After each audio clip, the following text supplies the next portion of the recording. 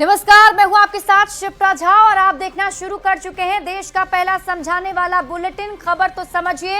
इस prime time bulletin में हम आपको दिन भर की सबसे चर्चित खबरें दिखाते हैं और खबरों को विस्तार से समझाते भी हैं। तो आइए जल्दी से आज की 4 बड़ी खबरों को पहले शॉर्ट में देख लेते हैं और फिर आगे खबर आपको विस्तार से समझाएंगे। आज बुलेटिन में सबसे पहले बात, आज भी नीतीश कल भी नीतीश के मायने समझिए। एनडीए का पोस्टर वाला संदेश समझिए मुकेश सहनी की दावेदारी से कांग्रेस क्यों परेशान है और समझिए कैसे होता है आईडी ब्लास्ट।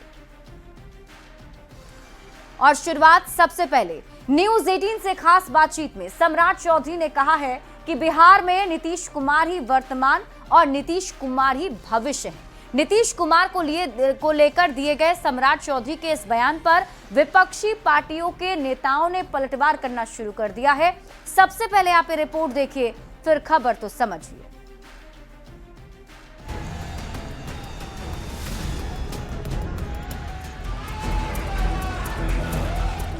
आज भी नीतीश है और कल भी नीतीश रहेंगे, एकदम बेफिक्र रहिए। आज भी नीतीश हैं, कल भी नीतीश हैं। नीतीश कुमार ही वर्तमान और नीतीश कुमार ही भविष्य हैं। मुख्यमंत्री नीतीश कुमार को लेकर ये बड़ा बयान है बीजेपी के नेता और बिहार के डिप्टी सीएम सम्राट चौधरी का। आज भी नीतीश है और कल भी नीतीश रहेंगे, एकदम बेफिक्र रहिए। 2 दिन के अंदर बीजेपी के 2 बड़े नेताओं ने सीएम नीतीश को लेकर ऐसा बयान दिया जिसने विपक्ष की बेचैनी बढ़ा दी है। विपक्ष की प्रतिक्रिया भी सुनाएंगे। पहले सुन लीजिए केंद्रीय रक्षा मंत्री और बीजेपी के वरिष्ठ नेता राजनाथ सिंह ने अपने बिहार दौरे के दौरान क्या कहा और फिर न्यूज 18 से खास बातचीत में सम्राट चौधरी ने कैसे कहा कि आज भी नीतीश हैं, कल भी नीतीश रहेंगे। पिछले 2 दशकों में भाजपा और मुख्यमंत्री श्री नीतीश कुमार जी के नेतृत्व में बिहार ने अभूतपूर्व प्रगति की है। नीतीश जी ने श्री बाबू के बाद कोई पहला मुख्यमंत्री है जिसने बिहार में काम किया और आज जनता के बीच में आप कहीं भी चले जाइए, नीतीश जी के काम की ही चर्चा आपको मिलेगी। बीजेपी नेताओं ने जिस ढंग से सीएम नीतीश की तारीफ की है उसके बाद विपक्षी खेमे से पलटवार होना लाजिमी था। किन शब्दों में हुआ, जरा सुनिए।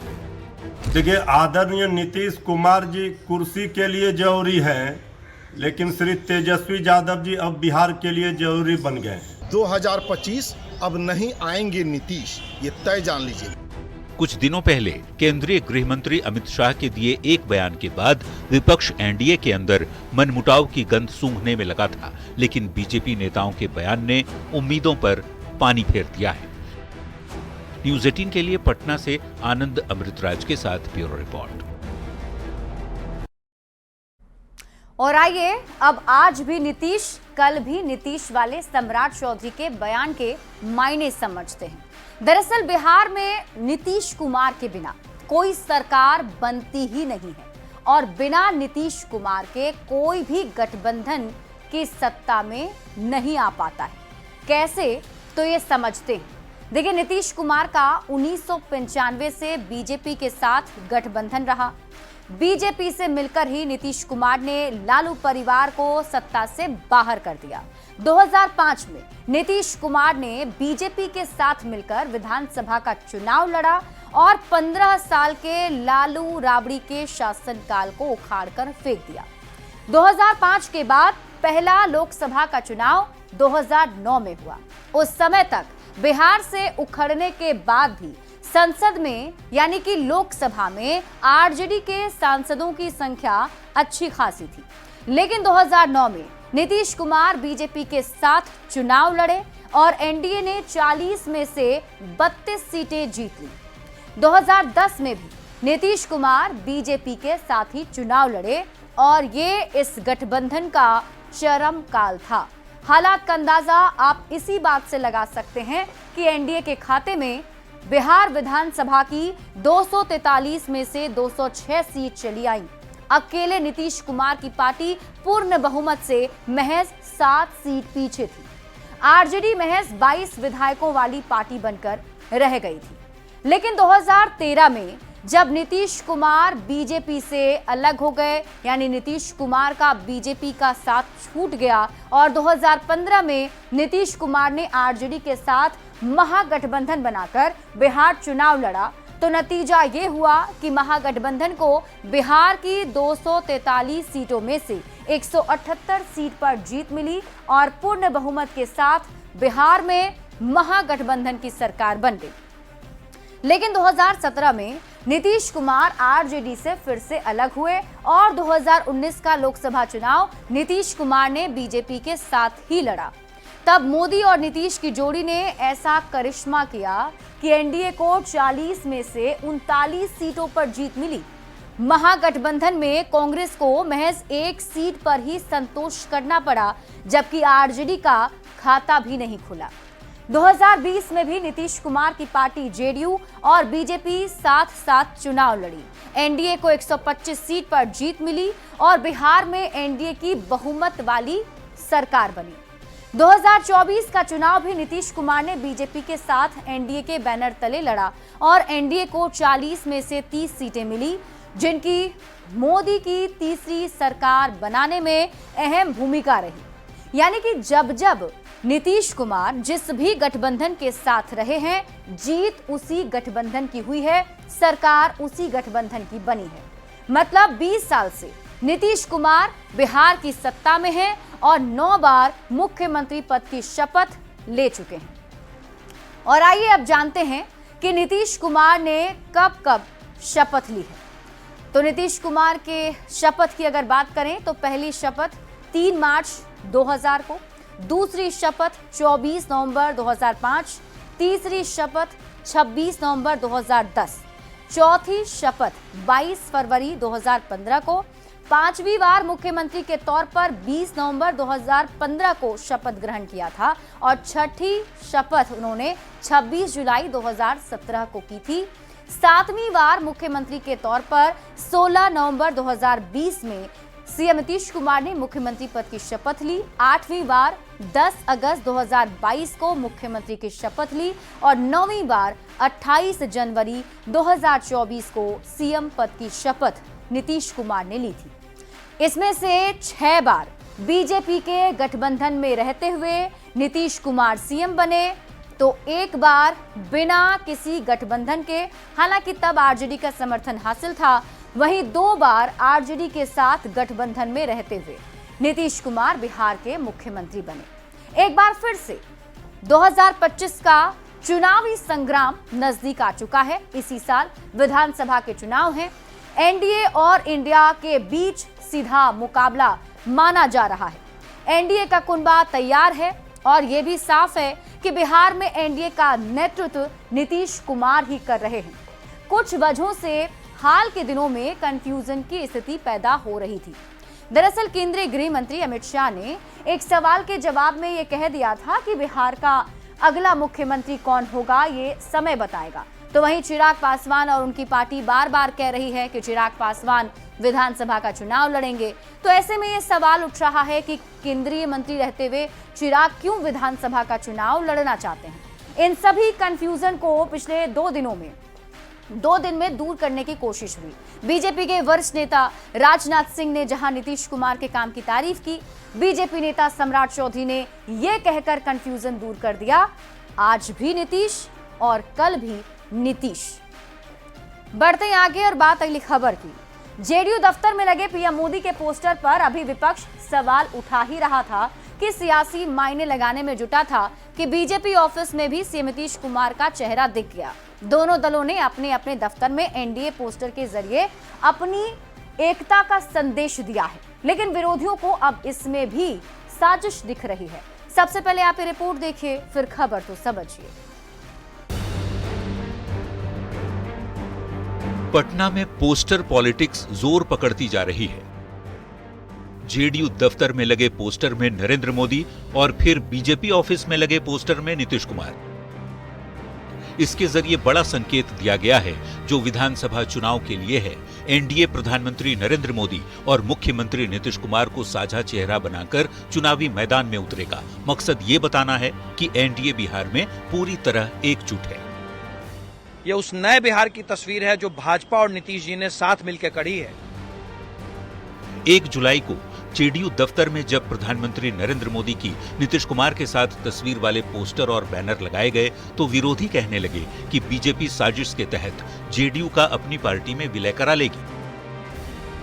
24 घंटे बाद ही बीजेपी कार्यालय में भी ऐसी ही तस्वीर वाले स्लोगन से भरे पोस्टर लगाए गए। बीजेपी के पोस्टर में भी मोदी नीतीश की जोड़ी दिखी तो मैसेज साफ हो गया। राष्ट्रीय जनता दल अपनी जमीर बेच चुका, इसीलिए हमारी आलोचना कर रहा था। हालांकि विरोधी अब भी ये कहने से पीछे नहीं रह रहे कि बीजेपी जेडीयू को समाप्त करना चाहती है। समाप्त करना चाहता है, जदयू को विलीन करना चाहता है। उन लोगों ने सलाह दिया आनंद फानंद भाजपा को कि ये काम जल्दी से करिए।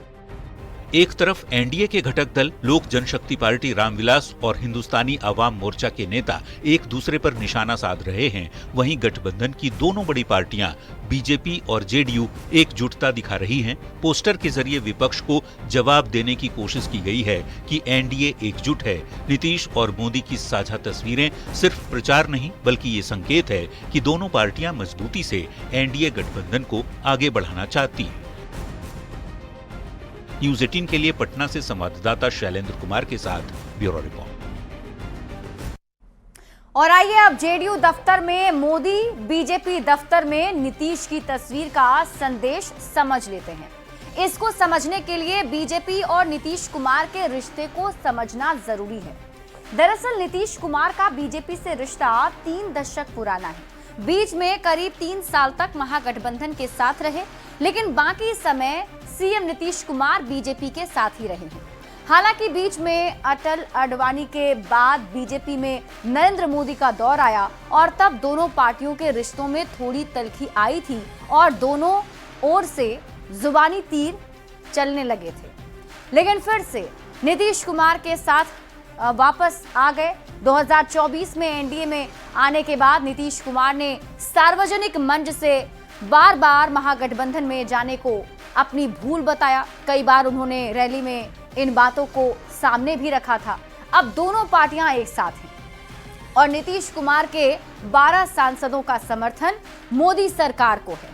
लेकिन इन 3 दशक में यह पहली बार है जब जेडीयू दफ्तर में मोदी की तस्वीर लगी है, बीजेपी दफ्तर में सीएम नीतीश कुमार की तस्वीर लगी है। इस तस्वीर के जरिए विपक्ष को जवाब देने की कोशिश हो रही है और एनडीए के एकजुटता का संदेश दिया जा रहा है। मतलब ये कि साझा तस्वीर सिर्फ प्रचार नहीं, एनडीए की मजबूती है, विचार और विकास के गठबंधन का संदेश और विपक्ष के नेतृत्व के सवाल का जवाब भी है। यही वजह है कि पोस्टर्स लगाए जा रहे हैं। हालांकि विपक्ष इसमें भी साजिश बता रहा है। बढ़ते आगे और बात अगली खबर की। वीआईपी प्रमुख मुकेश सहनी ने एक बार फिर से 60 सीट और डिप्टी सीएम पद पर दावेदारी ठोक दी है। साथ ही मुकेश सहनी ने ये भी दोहरा दिया है कि अगर निषादों को अनुसूचित जाति जनजाति के कैटेगरी में डाला जाता है तो पीएम मोदी के लिए प्राण भी दे देंगे। सबसे पहले आप ये रिपोर्ट देखिए, फिर खबर तो समझिए। सीएम के रूप में देखेंगे। खुद को सन ऑफ मल्लाह कहने वाले मुकेश सहनी बिहार की 60 सीट पर चुनाव लड़ेंगे और अगर महागठबंधन जीत गया तब तो डिप्टी सीएम का पद भी उन्हीं का होगा। ये दावा खुद मुकेश सहनी ने किया न्यूज 18 से खास बातचीत के दौरान। राज्य में डिप्टी सीएम के रूप में देखेंगे।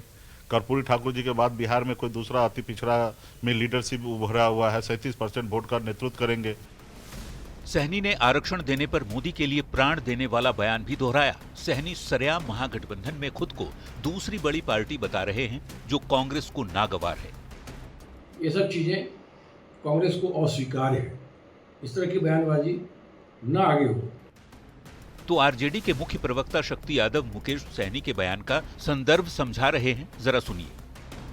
कौन सा वक्तव्य किस संदर्भ में दिया गया है उस संदर्भों को देखा जाएगा, पर इतना जरूर मैं कहूंगा कि इंडिया अलायंस में कुछ भी इधर उधर नहीं है।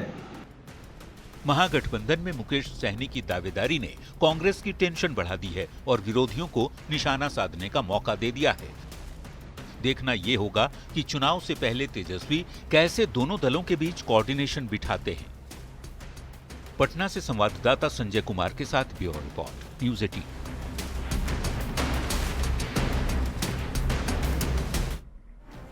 देखिए, मुकेश सहनी की सियासत को समझाते हैं आपको। मुकेश सहनी अभी महागठबंधन में है और महागठबंधन में रहते हुए डिप्टी सीएम पद की मांग मुकेश सहनी की तरफ से लगातार की जा रही है। प्रेशर पॉलिटिक्स से ज्यादा सीट चाहते हैं मुकेश सहनी। पिछले साल भी मुकेश सहनी ने यही किया था। जब बात मुकेश सहनी की महागठबंधन में नहीं बन पाई थी, तब वो एनडीए में आ गए थे। इस बार भी मुकेश सहनी दरवाजा खोलकर रखना चाहते हैं। यही वजह है कि वो निषाद आरक्षण की बात कहते हैं। सहनी आरक्षण पर पीएम मोदी के लिए प्राण देने तक की बात कह रहे हैं। मुकेश सहनी के आरक्षण वाले दाव को समझने के लिए पहले आपको निषाद समाज को समझना होगा। देखिए, मल्लाह बोले जाते हैं, नदी के किनारे ये रहते हैं निषाद समाज, और नदी पर नाव चलाने वाला या फिर 20 उपजातियों में ये जाति जो है वो बटी हुई है। बिहार में निषाद जाति के आबादी की अगर बात करें तो इनकी आबादी करीब करीब 2.6086% बताई जाती है, और ये 2023 की रिपोर्ट के अनुसार हम आपको बता रहे हैं। अब मुकेश सहनी का आरक्षण पर प्राण वाला दाव समझ लीजिए। दरअसल मुकेश सहनी खुद को सन ऑफ मल्लाह कहते हैं। निषाद जाति का सबसे बड़ा नेता होने का मैसेज देते हैं। अब क्या कह रहे हैं मुकेश सहनी, अब आप ये समझिए। मुकेश सहनी कह रहे हैं कि तुम निषाद को आरक्षण दो, मैं तुम्हारे लिए प्राण दे दूंगा। अब सवाल है कि क्या निषाद समाज को आरक्षण नहीं है? निषाद समाज ओबीसी का हिस्सा है और निषाद समाज को आरक्षण भी मिलता है। तो फिर आपके मन में ये सवाल उठ रहा होगा कि आखिर कौन सी आरक्षण की मांग मुकेश सहनी कर रहे हैं? तो निषाद समाज ओबीसी में शामिल है। अनुसूचित जाति यानी एससी में शामिल करने की मांग मुकेश सहनी की तरफ से की जा रही है। अब आप मुकेश सहनी के प्राण वाले दाव पर दूसरे दलों के नेता क्या कह रहे हैं, ये जान लीजिए। दूसरे दलों के नेताओं की तरफ से कहा जा रहा है कि मन डोल रहा होगा, गठबंधन बदलने के लिए अभी से भूमिका बना रहे होंगे, और यही वजह है कि मुकेश सहनी के इस बयान पर सियासत भी हो रही है। लेकिन मुकेश सहनी महागठबंधन से मांग करते हुए नजर आ रहे हैं। बढ़ते हैं आगे और बात अगली खबर की। देखिए, चाईबासा के सारंडा जंगल में हुए आईडी ब्लास्ट में एक हाथी बुरी तरह जख्मी हो गया है। धमाके में हाथी का पिछला पैर लहूलुहान हो गया और पूरी तरह फूल गया है। घने जंगल में हाथी दर्द से कराहता रहा। जब ड्रोन के जरिए हाथी पर नजर पड़ी तो रेस्क्यू कर हाथी का इलाज कराया जा रहा है। आप ये रिपोर्ट देखिए।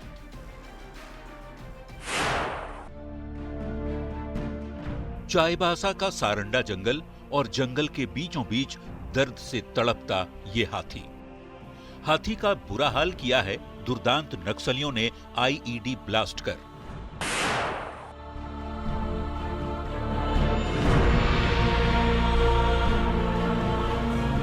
बीते दिन सारंडा जंगल में हुए आईईडी धमाके में इस हाथी का पिछला पैर बुरी तरह जख्मी हो गया।